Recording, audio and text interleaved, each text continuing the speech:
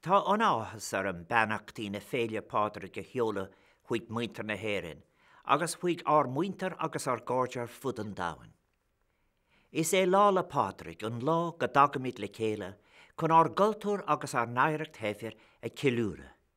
Is lá é cumá nuair a dhéanamid macnamh ar héal ár néirlah, néamh Pádraig, a tháinig go hÉireann mar imarcach 1600 bliain ó shin.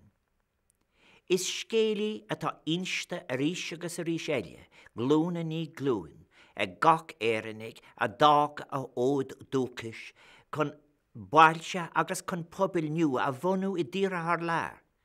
Agus tuigimid freisin, gur scéalaí seo a bhí agus atá, I gutsinna agan le déanraí agus pobil imarcach eile ar fud na crinne. Sa látá nniu an, tá muintir na hÉireann ar fáile nach cúinead an domhain. Mar náisiún tá a isagan go bhfuil muid go mór faoi cumén ag buailár neaspra, a bhfuil ceannacha leis an tíran a rugagíd féin nó is sinsear.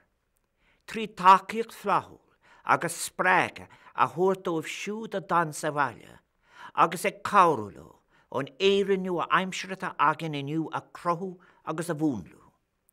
Tugan na paráidí agus an ciúra bhíon ar siúil I bobil ar fud an domhain in onáir Naomh Pádraig. Fíneise don ceangal leithleach, cáirtiúil atá anad ar muintir na hÉireann agus daoine ag lucht na hÉireann, cibé cén áit a bhfuil siad. Is mionlam beannachtaí na Fhéile Pádraig a gcuí ar gach uile duine ar an éileán seo. Ar gine de lucht na hÉireann, cuma cén áit a bhfuil siad ar domhain.